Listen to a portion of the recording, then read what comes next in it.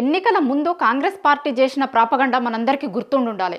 కాళేశ్వరం కూలిపోయింది, కుంగిపోయింది, 1,00,000 కోట్లు గంగల బోషిర్రు, మొత్తం పనికి రాకుండా పోయింది అని చాలా దారుణమైన ప్రాపగండా కాంగ్రెస్ పార్టీ చేసింది. సరే, దాన్ని తిప్పుకొట్టుకోవడంలో బీఆర్ఎస్ పార్టీ కూడా తిప్పి కొట్టలేదు. దాని ఫలితంగా కాంగ్రెస్ పార్టీ అధికారంలోకి వచ్చింది. ఈ రోజుకి కూడా బీఆర్ఎస్ పార్టీ నాయకులు దాన్ని ఒప్పుకుంటారు. కాంగ్రెస్ పార్టీ చేసిన ప్రాపగండను మేము చేసిన దాన్ని కూడా చెప్పుకోలేకపోయినాము, ఆడ జరిగిన ప్రాపగండను తిప్పికొట్టలేదు అని. అట్లనే ఇవాళ మళ్ళా ఒకసారి తెలంగాణ సమాజం ముందు ఇంకొక ప్రాపగండను కాంగ్రెస్ పార్టీ పెట్టడానికి సిద్ధమవుతుంది. అదేంటి అంటే సెక్రటేరియట్. ఎస్, తెలంగాణ రాష్ట్రం వచ్చిన తర్వాత తెలంగాణలో చాలా గొప్పగా ఉండాలి సెక్రటేరియట్.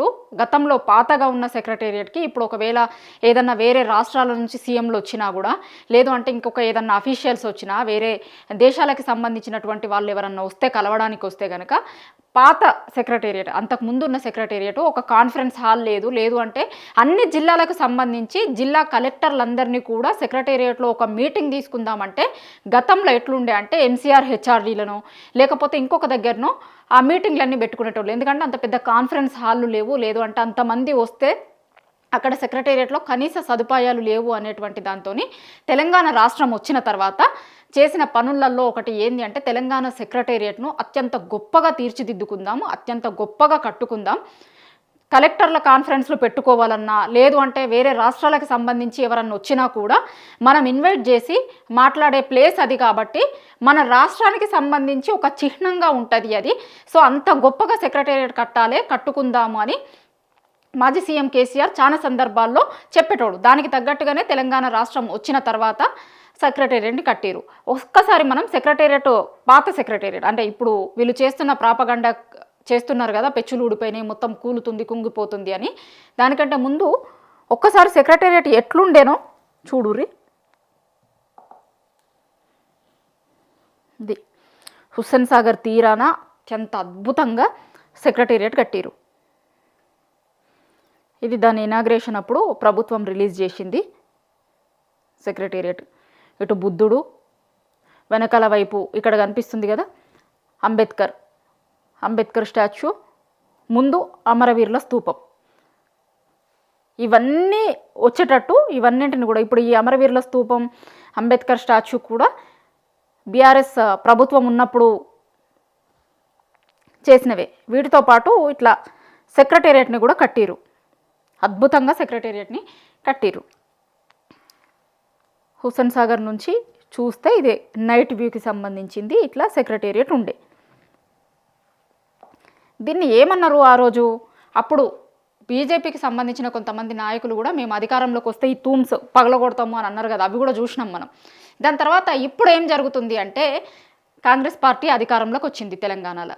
కాంగ్రెస్ పార్టీ అధికారంలోకి వచ్చిన తర్వాత సరే, ఈడ సెక్రటేరియట్లో ఏమన్నా మీటింగ్లు జరుగుతున్నాయా అనేది ఇప్పుడు మనం అందరం చూస్తున్నాం. చాలా మీటింగ్లు ఏడ జరుగుతున్నాయి, సీఎం హోదాలో ఆయన ఇంట్లోనే రివీల్ చేస్తాడు. సరే, గతంలో ఏమన్నారు? గతంలో ఉన్న సీఎం కేసీఆర్ని ఏమన్నారు, మాజీ సీఎం కేసీఆర్ని ఏమన్నారు అంటే అసలు మొత్తం సెక్రటేరియట్కి వచ్చేది లేదు, ఫామ్ హౌస్ పాలన ఇంకొకటి అన్నారు కదా. మరి ఇప్పుడు ఈ గవర్నమెంట్, ఇప్పుడు సీఎం రేవంత్ రెడ్డి ఏం చేస్తున్నారు? ఎక్కడికి వస్తున్నారు? ఎక్కడ జరుగుతున్నాయి రివ్యూలు? అయితే కమాండ్ కంట్రోల్ సెంటర్లో జరగాలి, లేకపోతే ఆయన ఇంట్లో జరగాలి. ఇది ఏది కాదు. ఇది మళ్ళీ దీన్ని ఇంకేదన్నా పాలన అన్నాం అనుకో, మనం మళ్ళీ కొత్తగా కేసులు పెడతారు, మళ్ళీ కేసులు వస్తాయి, దీనికి నోటీస్ వస్తుంది, మీరు ఎట్లా అంటారు గట్లా అని. వాళ్ళు ఏమన్నానొచ్చు, ఏదన్నానొచ్చు.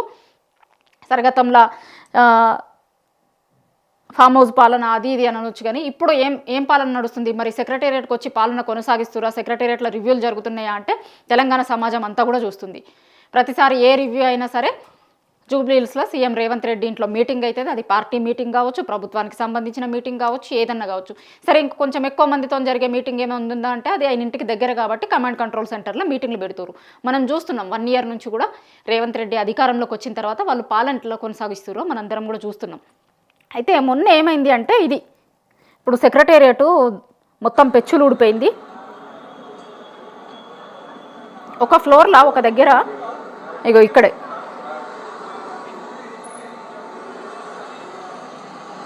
పెచ్చులు ఊడిపోయింది.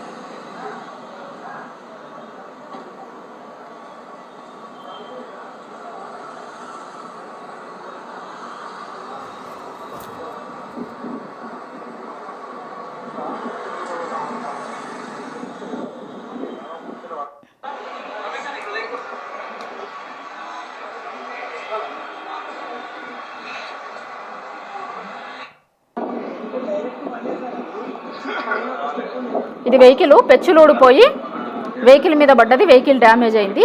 ఏ పెచ్చులు ఊడినాయి, ఏం జరిగింది అనేది చూసిరు కదా.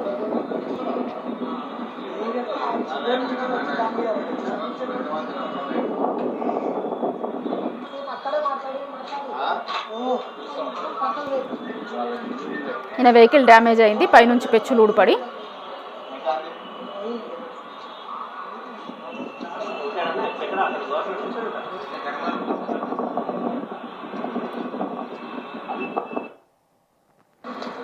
ఇవన్నీ ఊడిపడ్డ పెచ్చులు. ఇవన్నీ ఊడిపడ్డ పెచ్చులు.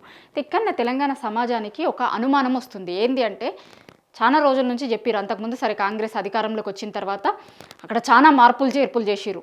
సీఎం రేవంత్ రెడ్డికి అంతకుముందు ఉన్న వాళ్ళు మొత్తం వాస్తు మార్పులు, వాస్తు పిచ్చి, అది ఇదని మాట్లాడిన వాళ్ళు మళ్ళీ మరి వీళ్ళ అధికారంలోకి వచ్చిన తర్వాత కూడా సరే ఆ బాహుబలి గేట్లు తీసేసిరు, ఇంకా చాలా మార్పులు చేసిరు. కింద సీఎం ఏ ఛాంబర్ అయితే వాడేదో ఆ ఛాంబర్ని నేను వాడడం, పైనున్న ఛాంబర్ను వాడతాము అన్నారు. పైనున్న ఛాంబర్లలో మార్పులు చేసిరు. సరే, మనం విన్నాం, మరి చూడలేదు, ఎవరిని బోనిస్తలేరు, మీడియా వాళ్ళని కూడా బోనిస్తలేరు అంటున్నారు. సరే, ఒకవేళ నిజం కాకపోతే ప్రభుత్వమే ముందుండి తీసుకొని పోవాలి ఛానళ్ళని, మేమేం మార్వలేదు, ఏం చేయలేదని. కింద బండల కాడ నుంచి తవ్విర్రు, ఫ్లోర్లలో బండలు ఉంటాయి కదా, బండల కాడ నుంచి తవ్వి వేరే వేసిర్రు, మొత్తం చాలా రినోవేట్ చేసిర్రు. 9th ఫ్లోర్ని సీఎం అయిన ఆఫీస్కి వాడుకుంటాము అని. సరే, దాని తర్వాత మళ్ళీ అది కూడా చేయలేదు అనుకోర్రి, దాన్ని కూడా వాడతలేరు అటు. ఇప్పుడు దాన్ని కూడా వాడతలేరు, వేరే దాన్నే వాడుతున్నారు అని అన్నారు. ఎందుకంటే ఇప్పుడు సీఎంఏ పోతలేడు కదా ఆడ, అసలు మీటింగ్లు చేసడానికో దానికో పోతలేడు, దాన్ని వాడతలేడు. మొత్తం వాల్స్ బ్రేక్ చేసిర్రు, కింద బండలను తవ్విర్రు, ఇంకా చాలా రకరకాలు చేసిర్రు అన్నారు. ఇప్పుడు మామూలుగా మనం ఇంట్లోనే అపార్ట్మెంట్లల్లో పైన ఫ్లోర్లో కనుక ఏదైనా రినోవేషన్ వర్క్ జరిగితే, ఏదన్నా చేస్తే, తవ్వుతే, గుద్దుతే ఏమవుతుందంటే కింద కూడా ఆ డిస్టర్బెన్స్ ఉంటుంది. ఆ పైన వీళ్ళంతా మొత్తం ఆ వాస్తు మార్పులతోని మొత్తం రినోవేషన్లు చేస్తారు కదా, ఆ రినోవేషన్లు చేయడంతో ఆ డిస్టర్బెన్స్ అంతా కింది వరకు వస్తుంది. కింద పెచ్చులుడు ఇవన్నీ కూడా జరుగుతున్నాయి అని కొంతమంది అనుకుంటున్నారు.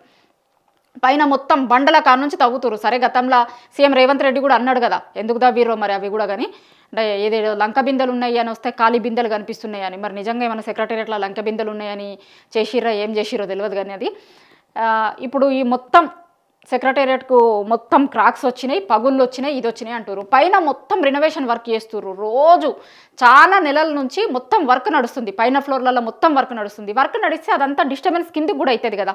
సో కింద అవుతున్న డిస్టర్బెన్స్తోని ఇట్లా జరిగింది. ఇవి మొత్తం ఇట్లా పెచ్చులు ఊడో లేకపోతే క్రాక్స్ ఇచ్చుడో ఇదంతా కూడా ఇట్లా జరుగుతుంది కొన్ని చోట్ల అనేది కొంతమంది చెప్తారు. సరే, దీన్ని కట్టిన నిర్మాణ సంస్థ కూడా ఒక నోట్ రిలీజ్ చేసింది. మేము మంచిగానే కట్టినాము, మంచిగానే ఉంది అది అనేది. దీన్ని కట్టిన నిర్మాణ సంస్థ ఎవరైతే ఉన్నారో వాళ్ళు కూడా ఒక నోట్ రిలీజ్ చేసిరు. కానీ మొత్తం చూస్తే, మొత్తం ప్రాపగండను చూస్తే ఒక విషయం అయితే చాలా స్పష్టంగా ఏమర్థమవుతుంది అంటే, కాళేశ్వరం మీద అయితే ఎట్లా ప్రాపగండ చేసిరో సెక్రటేరియట్ మీద కూడా అట్లనే ప్రాపగండ చేసేందుకు సిద్ధమైంది అనే విషయం అయితే చాలా స్పష్టంగా అర్థమవుతుంది. ఎందుకంటే కాళేశ్వరం అయితే ఎట్లా అన్నారో, ఏమైంది అన్నారో. సరే, ఇవాళ మరి కాళేశ్వరం పనికి రాకుండా పోయిందా అంటే ఏం పనికి రాకుండా పోలేదు, చూస్తున్నాం కదా మనం. ఒక్క పిల్లర్ గుంగితే మొత్తం కాళేశ్వరం కొట్టుకుపోయింది అనే లెక్క ప్రాపగండ చేసిరు. ఇప్పుడు ఇక్కడ కూడా ఏంది అంటే, ఒక ఫ్లోర్లో చిన్న డ్యామేజ్ జరిగి పెచ్చులు ఊడితే ఏంటంటే మొత్తం సెక్రటేరియట్ పనికి రాకుండా పోయింది. మొత్తం అసలు నకిలీ ఇదిగా చేసిరు దీన్ని మొత్తము. అసలు ఇంకేదో అయింది అని మొత్తం ఒక ప్రాపగండ స్ప్రెడ్ చేసే ప్రయత్నం అయితే ప్రభుత్వం చేస్తుంది అనేది చాలా స్పష్టంగా కనిపిస్తుంది.